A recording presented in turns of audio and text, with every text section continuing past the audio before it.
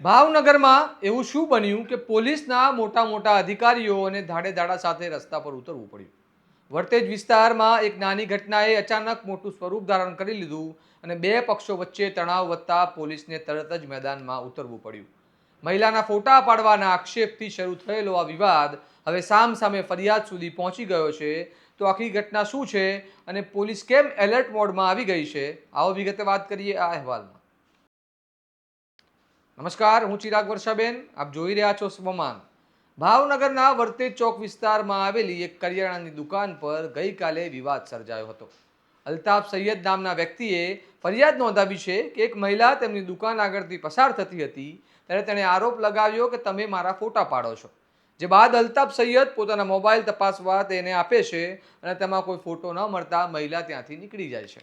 પરંતુ થોડા સમય બાદ એક ટોળું ત્યાં પહોંચ્યું અને તેમની સાથે મારામારી કરી હોવાના આક્ષેપો કરવામાં આવ્યા છે. હું અહીંયા ઘાસીવાડમાં જ રહું છું ને મારા ભાઈની દુકાન છે અહીંયા હરિયાણાની, અને અમારું રહેણાંક એજન્ટ સોસાયટીમાં.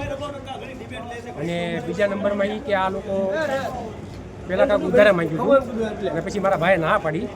એ કોઈક લેડીઝ એ રીતના આવ્યા અને એ લેડીઝે એ રીતનો ઇલ્ઝામ નાખ્યો કે આ મારા ફોટા ઉતારે છે અને મારા વિડીયો ઉતારે છે.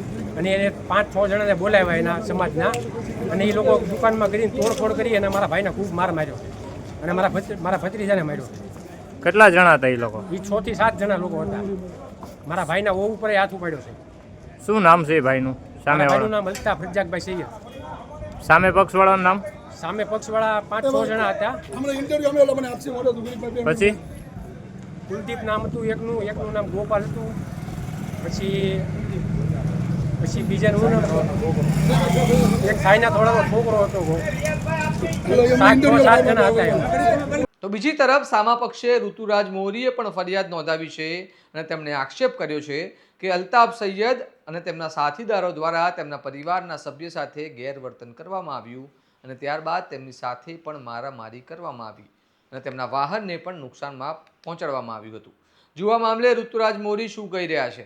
1:30 આજુબાજુ મારા ભાઈબીનો કોલ આવેલ કે હું ગામમાં જતી હતી કે એક દુકાનવાળો મારા ફોટા પાડે છે એવું મને લાગે છે.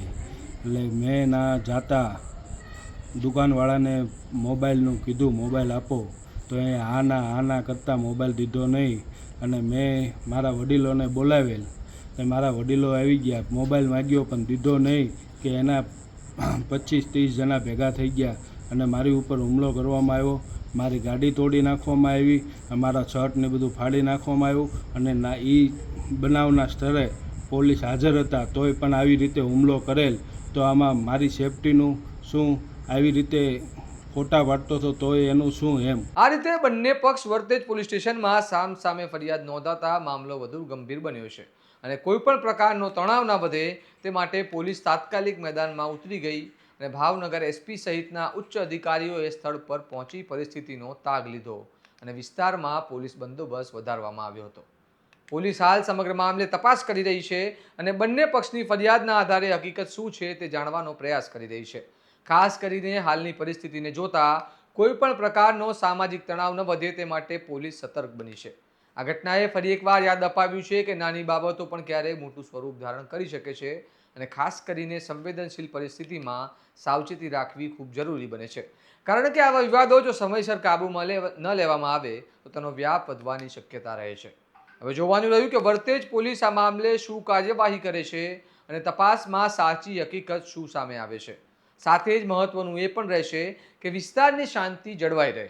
આ મામલે તમારું શું માનવું છે અમને કમેન્ટ કરીને જણાવો અને આવા જ વિશ્લેષણાત્મક અહેવાલ માટે સ્વમાનની ચેનલને લાઇક, શેર અને સબસ્ક્રાઇબ કરવાનું ભૂલતા નહીં.